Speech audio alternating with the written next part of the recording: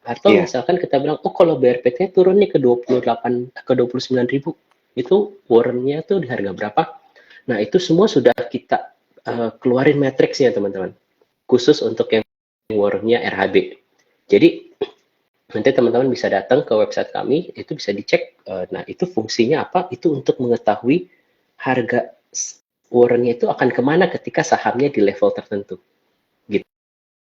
Itu Hmm. memudahkan kan, karena kan kita akan menganalisa saham dasarnya dong, gitu ya. Iya. Setelah kita analisa, terus kita bilang, misalkan ada sebuah saham harganya 1.000 sekarang, analisa kita, wah minggu depan ini bakal ke 1.200 nih. Nah, waktu dia Mhm. 1.200, kita tuh udah kita kasih tahu warrantnya itu akan ke berapa. Nah, itu perbedaannya warrantnya RHB, karena kita sudah keluarin tuh yang namanya warrant matrix. Gitu. Terus Oh, ada lagi ada warrant perbedaan yang, matrix ya. ya perbedaan yang paling signifikan lagi, Mhm. teman-teman kalau ingat kemarin ya, itu kan kita habis terima dividen ITMG ya bro, kalau nggak Mhm. salah hari apa ya, saya lupa, minggu lalu ya. Nah, mungkin satu hal yang saya perlu highlight, kalau kita terima dividen, kan Warren nggak berhak atas dividen kan. Yang jadi Mhm. masalah ketika dividen dibayarin, saham biasanya koreksi dong, Iya. turun kan. Nah, warrannya RHB, kalau dividennya itu cukup besar ya teman-teman, itu kita akan melakukan yang namanya adjustment. Mhm. Adjustment itu di mana? Fungsinya apa? Nah, adjustment itu di ratio dan juga strike price-nya. Mhm. Nah, fungsinya, jadi ketika harga sahamnya turun, warrannya itu nggak turun, teman-teman. Karena kita melakukan Mhm. adjustment, gitu. Nah, sementara ada warrant di tempat lain yang mungkin tidak melakukan adjustment, itu teman-teman lihat waktu pas PTBA bagi dividen jumbo gitu ya, itu kan mereka ARB 2 hari tuh. Iya. Nah, warrantnya kan juga ikutan dropnya cukup signifikan ya. Waktu itu saya lihat kayaknya sekitar 70%-an tuh. Nah, kalau di Mhm. compare dengan warrant PTBA-nya kita, ternyata PTBA-nya warrantnya RHB tuh tidak turun, teman-teman. Gitu. Mhm. Jadi, itu perbedaan yang signifikan sih. Karena kan kita sekarang bermain di IDX 30 ya. Rata-rata Iya. sahamnya ini kan bagi dividen gitu. Nah, itu mungkin yang bisa membuat teman-teman investor lebih nyaman nih dengan warrantnya RHB ya, itu sih bro. Cuman itu apakah salah benar enggak bro? Itu sebenarnya Mhm. tergantung dari emang pengelolaan dari setiap penerbit. Jadi kita nggak bisa bilang, Iya. oh yang ini benar, ini salah, nggak bisa. Tapi itu adalah dari setiap penerbitnya, kebijakannya lah, seperti itu. Iya, berarti disclaimer on ya, keputusan jual beli Yes, ada di tangan para tetap cuan di, troopers gitu ya. ya, Dan harus tetap melakukan analisanya, begitu ya. Kalau masalah yes. analisa tadi udah sempat disebutin oleh Bro Stanley bahwa bisa buka di website Waran Indonesia gitu ya untuk menambahkan analisa terkait untuk membeli waran terstruktur gitu ya. Yep. Oke, nah sebelum saya lanjut ke pertanyaan berikutnya dan sebelum saya pindah ke Bro Henry, saya ingin ingetin untuk para cuan troopers bahwa kalian semua bisa bertransaksi atau membeli waran terstruktur dengan menggunakan aplikasi Spot by Sukor Sekuritas. Cara daftarnya gampang banget melalui e-form.sukorsekuritas.com.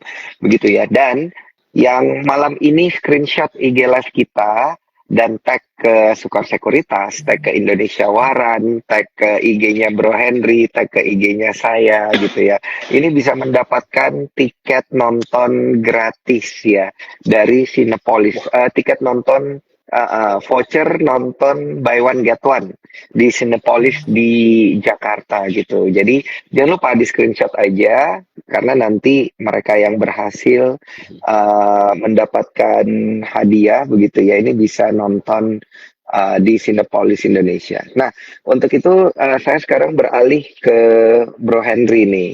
Nah, gimana nih, Bro Henry? Ada follow up question nggak dari yang tadi kita sudah diskusikan? Silakan. Iya, tadi saya penasaran waktu tadi Bro Stanley ada ngomong tentang adjustment nih Bro. Nah, waktu dia adjustment, itu kan bikin waktu tadi, contohnya kalau lagi habis bagi dividen kan sahamnya jatuh, kita adjustment supaya harganya itu nggak turun di waran strukturnya. Apakah itu ada periode waktunya Bro? Misal 1 hari di adjustment nih. Kalau hari itu misalnya sahamnya ada kenaikan, apakah itu juga harga struktur warannya ikut terhenti? Atau memang gimana nih berlakunya, apakah memang hanya pas turun aja atau naiknya juga sama, ada masa periode adjustment itu, jadi dia stop dulu nih gerakan harganya. Penasaran nih bro. Oh, oke. Yes, thank you. Ini bagus banget nih, keren. Ya, jadi teman-teman sebenarnya kalau datang ke website kita tuh kita juga ada di kolom pengumuman nanti ada aksi korporasi itu kita udah ada tuh semua adjustment yang kita lakukan. Nah, adjustment ini kita lakukan bersamaan dengan hari apa ya ex date-nya ya. Jadi ketika pas dividen itu dibayarkan, itu kan biasa pas hari sahamnya hari itu juga sahamnya pasti pas turun tuh ya. Nah, pas di hari itu juga kita melakukan adjustment-nya. Jadi adjustment itu sebenarnya bukannya kita karena kan biasanya kita sudah tahu nih dividen yang akan dibayarkan itu berapa kan, teman-teman. Jadi sebelum hari itunya ya, dari biasa tuh habis cum date itu kan udah mulai biasa udah ada perhitungannya. Nah, kita sudah tahu tuh. Nah, tapi kita akan melakukan adjustment-nya itu sama dengan pada saat pembayaran dividennya. Biasanya itu yang akan kita lakukan. Dan itu akan kita umumkan di website kita, dan itu teman-teman bisa buka langsung ke warrenindonesia.co.id. Nah, itu pun juga sebenarnya bisa kelihatan sih nanti dari pergerakan grafik warrennya kita gitu ya, kalau nanti teman-teman mau cek gitu ya. Yang terakhir itu kan kemarin ITMG itu di tanggal 12 September nih, baru 2 hari lalu. Nah, itu contohnya kita turunin tuh dari strike-nya 24.000 ke 21.898. Contohnya seperti itu, teman-teman. Dan itu langsung, makanya harga warrennya kalau teman-teman bandingkan gitu ya, mungkin ada yang, saya nggak punya aplikasi ini Pak, saya pakainya TradingView. Nah, teman-teman bisa cek warren itu dari TradingView ya teman-teman. Itu tinggal teman-teman lihat aja itu pergerakan grafiknya, jelas banget bahwa ternyata yang melakukan adjustment dengan yang tidak melakukan adjustment itu kelihatan di situ. Gitu. Langsung bro. Baik. So, jadi itu menguntungkan buat kita ya Pak ya, kalau memang kondisinya lagi nggak normal, itu bisa ngamanin itu kita lah, portofolio kita dengan ada adjustment ini. Iya, karena kan kalau misalkan sebuah emiten bagi dividen, of course mereka akan memotong itu kan dari saham ya, harga sahamnya gitu. Karena kan secara nggak langsung, contoh ya waktu itu ASI itu kalau nggak salah pernah bagi dividen bulan Mei 8% tuh teman-teman. Iya. Nah, ya kan 8%. Nah, pada saat itu juga ketika harga sahamnya buka, itu juga minusnya kurang lebih sekitar 8%-an kan. Nah, kalau bayangin tadi kita udah setuju nih, warren terstruktur ada leverage-nya bisa 3 kali. Bayangin, kena turun 8%, warrennya bisa turun 24%. Berarti orang akan mikir dong, ngapain gue beli warren terstruktur? Dihajar terus sama dividen. Nah, itulah kenapa warren terstrukturnya RHB, jadi yang kodenya DR nih teman-teman, itu kita melakukan adjustment terhadap dividen-dividen yang nominalnya signifikan.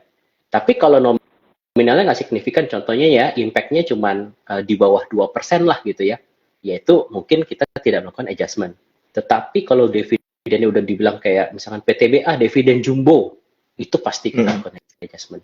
Bahkan kemarin kalau nggak salah ada yang nggak terlalu besar tuh, Adaro juga kita melakukan adjustment teman-teman, walaupun dia nggak terlalu signifikan sebenarnya sih dividennya gitu. Cuma kita berusaha untuk memberikan yang se-fair mungkin lah buat nasabah, buat investornya kita lah gitu. Thank you Mas Hendy. Pak, ini coba koreksi ya Pak ya, apakah aku salah nangkep apa enggak. Jadi tadi aku nangkep gini Pak, kalau misalnya Astra contoh lagi ngasih dividen contoh 8% nih Pak, terus sahamnya turun sampai 8% juga contoh, itu dianggap lah adjustment mungkin sama, jadinya nggak turun karena dividennya 8%, turunnya juga 8%. Tapi kalau sahamnya turunnya seandainya 10% Pak, padahal dividennya cuma 8%, apakah 2% dari kelebihannya itu baru Pak dikenain ke perubahan harga structure warrannya Pak? Kayak begitu bukan? Yes, Pak? Betul. Cuman biasanya sih Pak, biasanya kalau kita ada perusahaan yang memberikan dividen, itu justru sebenarnya kan indikasi perusahaannya bagus ya. Jadi biasanya tuh dia turunnya itu yang biasa terjadi itu dengan dia bagi dividen 8%, kadang-kadang turunnya cuma 7%-an tuh Pak. Karena orang tuh melihat bahwa ini perusahaannya oke gitu ya. Nah, cuman kalau memang terjadi misalkan dividennya 8%, ternyata turun sahamnya itu 10%. Nah, padahal yang kita adjust terhadap harga itu adalah cuma sebesar 8%-nya itu, Pak. Jadi berarti 2%-nya itu tetap turun, karena itu kan marketnya ya, Pak ya, underlying-nya. Nah, cuman di sini kita setidaknya kita tidak turunnya di warrant kita mungkin 2% dikalikan dengan efektif gearing-nya, misalkan 3, berarti 6% minusnya Pak di warrant-nya. Cuman bayangkan kalau warrant-nya itu tidak melakukan adjustment Pak, turunnya itu 30%. Iya. Gitu. Jadi itu sangat merugikan pemegang warrant ya, kalau misalkan kita tidak melakukan itu. Itu. Iya. Mm-mm. Karena ide Oke. Bro Daniel, jadinya lebih aman lah, karena volatilitasnya kan cukup kejaga ya kalau di indeks 30. Kan kita kan Yes. warrant akhirnya dibatasin di indeks 30 aja Pak Stanley ya. Iya, sekarang masih. Cuman ini kayaknya lagi dibagiin survei tuh ya dari bursa untuk ada pengembangan ke IDX 80 tuh.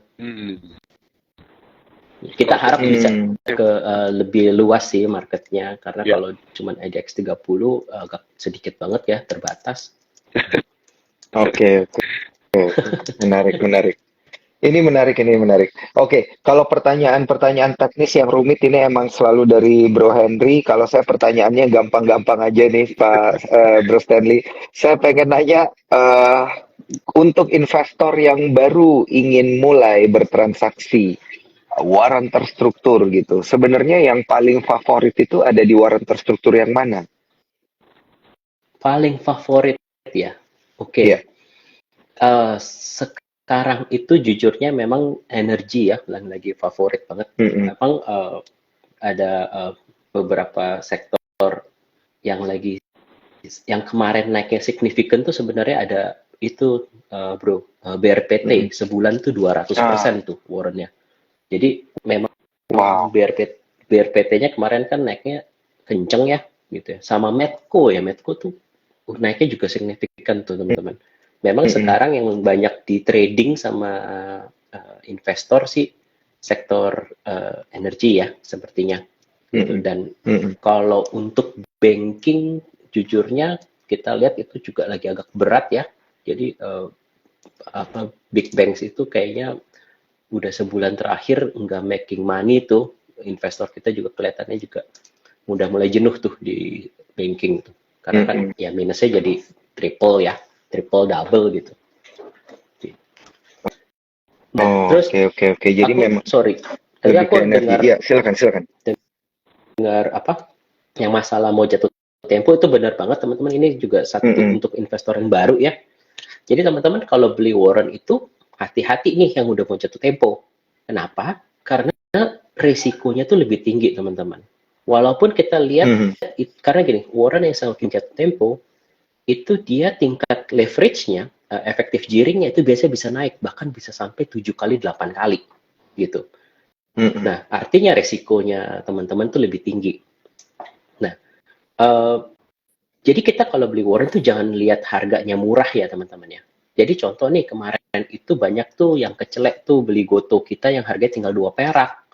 Nah, padahal kalau teman-teman ada follow Indonesia Warrant, itu kita udah keluarin udah keluarin konten ya, bahas tentang GoTo-nya itu harganya realnya itu udah di 0, sekian perak doang teman-teman. Nah, pada saat itu, nah ini salah satu juga keunggulannya kita, bahwa kita tuh tetap berkomitmen, tetap pasang harga bidnya nih bro. Padahal waktu itu harga GoTo itu bidnya tuh udah 0 harusnya. Tapi kami tetap pasang 1. Jadi istilahnya untuk investor pada saat itu, udah jual aja balik ke kita semua. Daripada nanti jatuh tempo jadi 0, ya kan?